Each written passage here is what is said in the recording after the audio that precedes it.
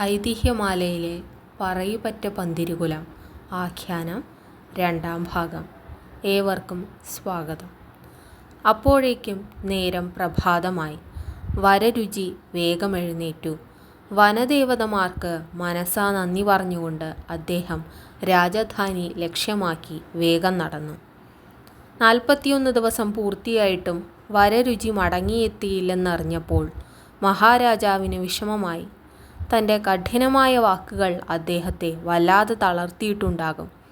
ഉത്തരം കണ്ടുപിടിക്കാൻ കഴിയാത്ത മനോവേദനയാൽ അദ്ദേഹം പ്രാണത്യാഗം ചെയ്തിരിക്കുമോ, അതോ രാജ്യം വിട്ടുപോയിരിക്കുമോ? രാജാവ് ഓരോന്ന് ചിന്തിച്ച് കുണ്ഠിതപ്പെട്ടു. അതേസമയം വരരുചിയുടെ അഭാവം സദസ്സിലുള്ള മറ്റു പണ്ഡിതന്മാരെയൊക്കെ ആനന്ദിപ്പിക്കുകയാണ് ഉണ്ടായത്.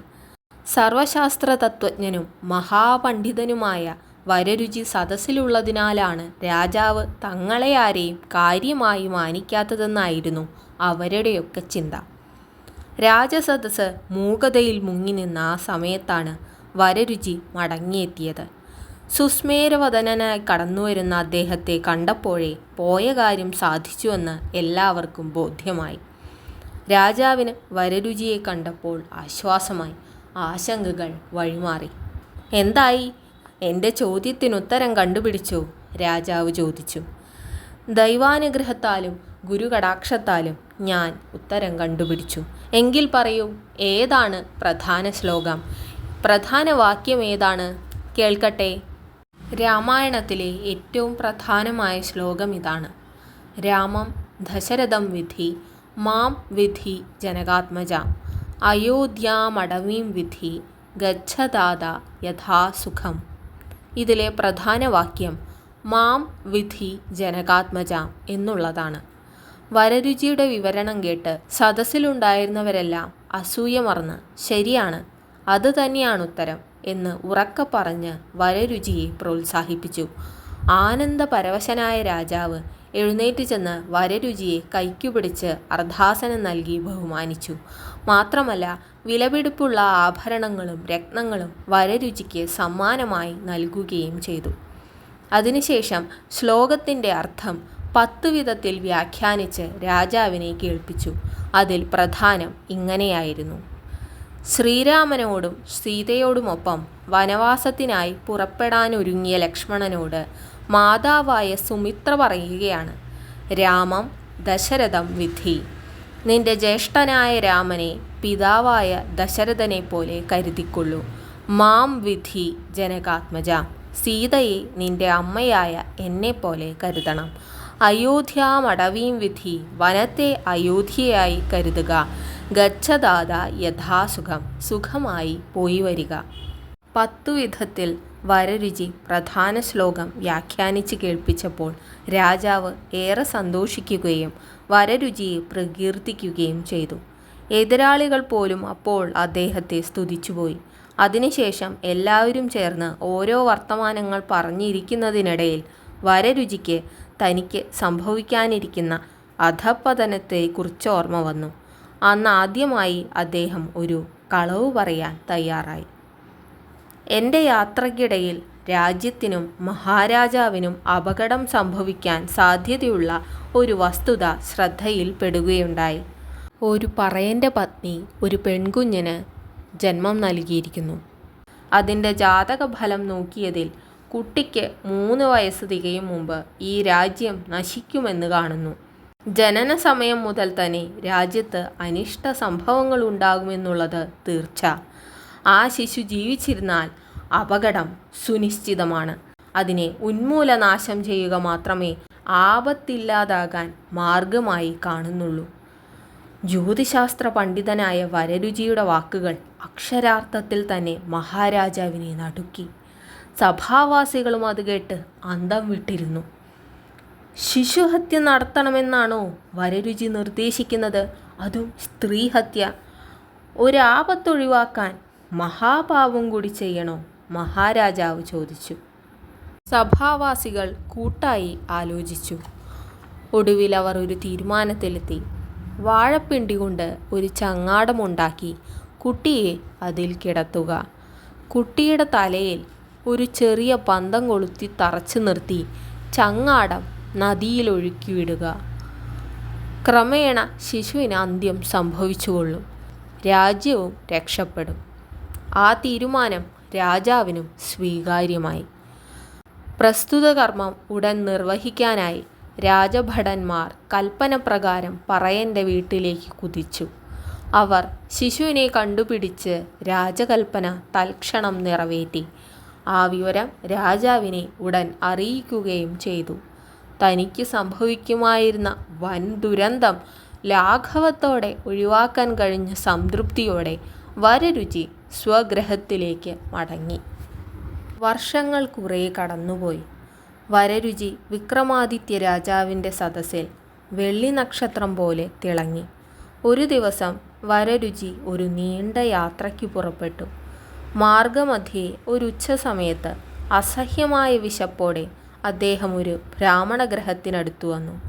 ഊണു കഴിക്കാതെ ഒരടി നടക്കാൻ വയ്യാത്ത അവസ്ഥയിലായിരുന്നു അദ്ദേഹം.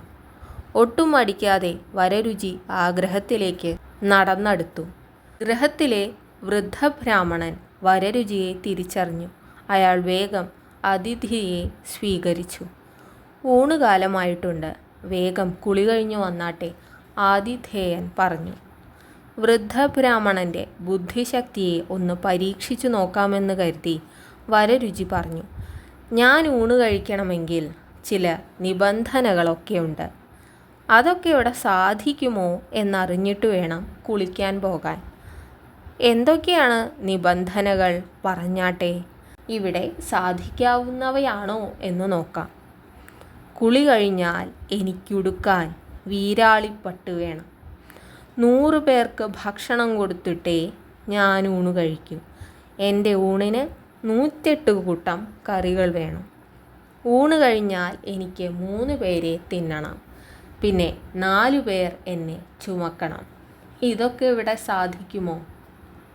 വരരുചിയുടെ വാക്കുകൾ കേട്ട് ആ സാധു ബ്രാഹ്മണൻ അമ്പരന്നുപോയി. പണ്ഡിതശ്രേഷ്ഠനായ ഒരു ബ്രാഹ്മണൻ ദിവസവും ഉച്ചയ്ക്ക് ഊണ് കഴിക്കുന്നത് ഈ നിബന്ധന പ്രകാരമാണെന്നോ? പരിഭ്രമത്തോടെ കണ്ണുമിഴിച്ചു നിന്നുപോയി ആ വൃദ്ധ ബ്രാഹ്മണൻ.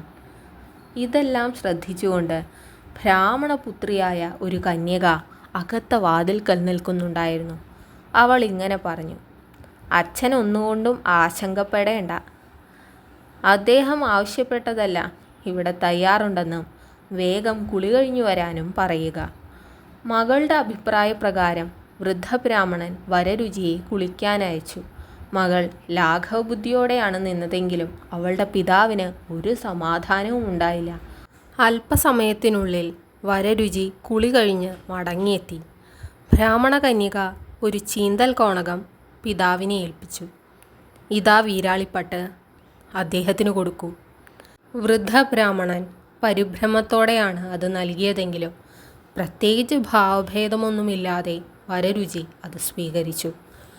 അത് കഴിഞ്ഞ് ബ്രാഹ്മണ കന്യക കുറേ ഹവിസ്, ചന്ദനം, പൂവ് എന്നിവ തയ്യാറാക്കി പിതാവിനെ ഏൽപ്പിച്ചു.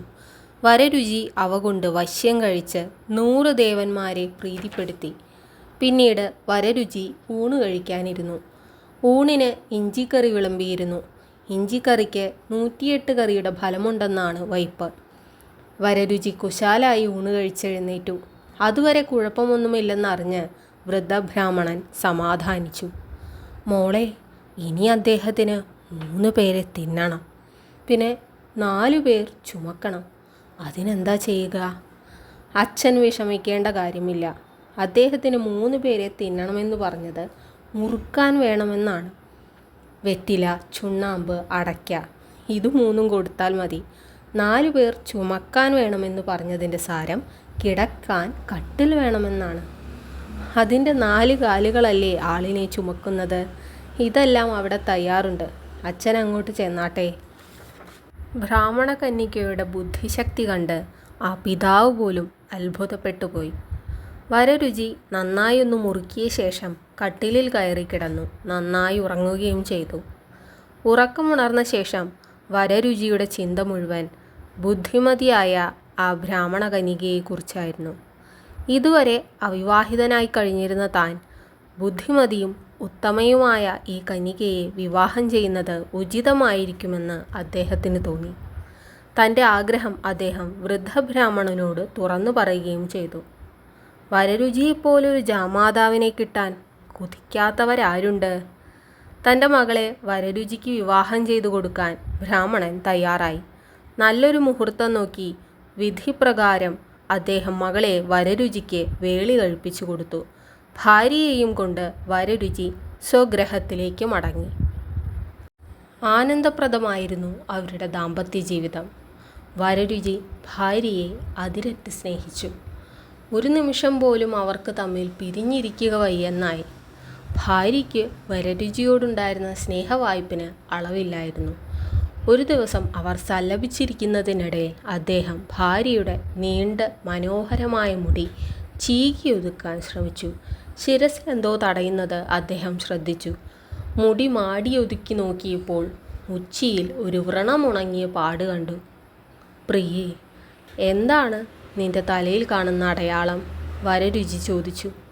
വർഷങ്ങൾക്ക് മുമ്പ് എൻ്റെ അമ്മ നദിയിൽ കുളിച്ചുകൊണ്ട് നിൽക്കുമ്പോൾ വാഴപ്പിണ്ടി കൊണ്ടുണ്ടാക്കിയ ഒരു ചങ്ങാടം ഒഴുകി വരുന്നത് കണ്ടു. അതിൽ 1-2 ദിവസം മാത്രം പ്രായമായ ഒരു പെൺകുഞ്ഞിനെ കിടത്തിയിരുന്നു. അതിൻ്റെ ശിരസിൽ കത്തിച്ച ഒരു പന്തവും തറച്ചിരുന്നു. അമ്മ ചങ്ങാടം പിടിച്ചെടുപ്പിച്ചു.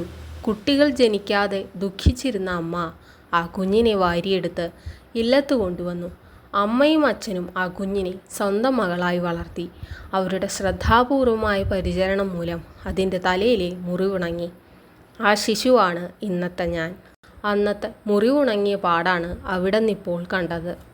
ഭാര്യയുടെ വിശദീകരണം കേട്ട് വരരുചി ഇതികർത്തവ്യവ്യതാമൂഢനായിപ്പോയി. ആദ്യം കുറച്ച് വിഷമം തോന്നിയെങ്കിലും പെട്ടെന്നത് മാറി. വിധിയെ തടുക്കാൻ ആർക്കും കഴിയില്ലെന്ന സത്യം വരരുചി ഓർത്തു. അതിനുശേഷം നടന്ന സംഭവങ്ങൾ മുഴുവൻ വരരുചി ഭാര്യയെ പറഞ്ഞു കേൾപ്പിച്ചു. അതെല്ലാം കേട്ട ആ സ്ത്രീരത്നം ഇങ്ങനെ പറഞ്ഞു. അന്ന് അവിടുന്ന് അങ്ങനെയെല്ലാം ചെയ്യിച്ചതുകൊണ്ട് ഒരു ബ്രാഹ്മണകുമാരിയായി വളരാനും വിദ്യകൾ അഭ്യസിക്കാനും എനിക്ക് ഭാഗ്യം സിദ്ധിച്ചു. ജന്മം കൊണ്ട് പറയുകയാണെങ്കിലും വിദ്യ കൊണ്ട് ബ്രാഹ്മണത്വം നേടാൻ കഴിഞ്ഞ എന്നെ അവിടുന്ന് വെറുക്കരുതേ.